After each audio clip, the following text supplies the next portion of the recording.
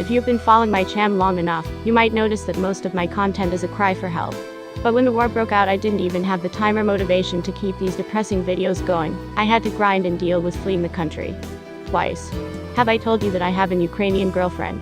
I've been vague about it, but yeah, at the time we were in a long-distance relationship, and just returned from the New Year's vacation back to our countries. An invasion was a surprise for both of us. There was an obvious war vibe in the air, but no one really prepared for a full-scale invasion.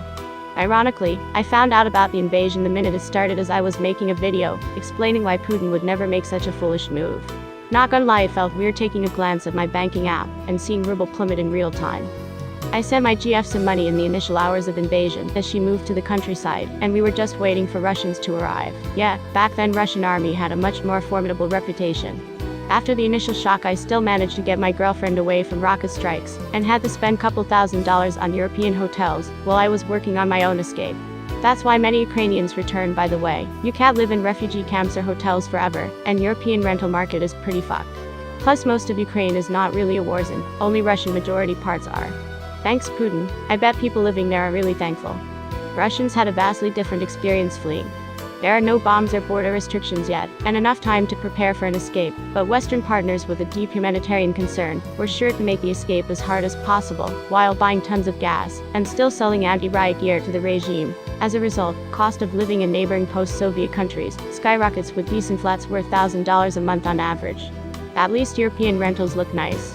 During our long-distance relationship, we had to fly out onto Mediterranean shore to meet each other, because back then travel was extremely hard due to coronavirus, and now we moved there completely, because the travel is extremely hard due to bureaucracy and misguided sanctions.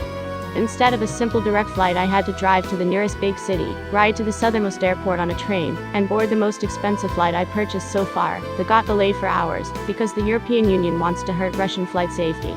And still, it wasn't as miserable as fleeing mobilization or escaping Russian occupation. Plus I get to live in a resort, like we always wanted to. It's scorching hot during summer and the winter feels like early September, but immigration laws are pretty relaxed compared to wealthier European states, and I won't be forced into mandatory prison like refugee camps, meeting people from all over the Middle East.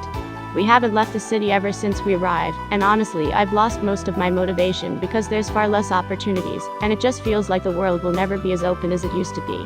This year was pretty fucked, but hopefully next year I'll be able to upload more often than every 6 months. See ya.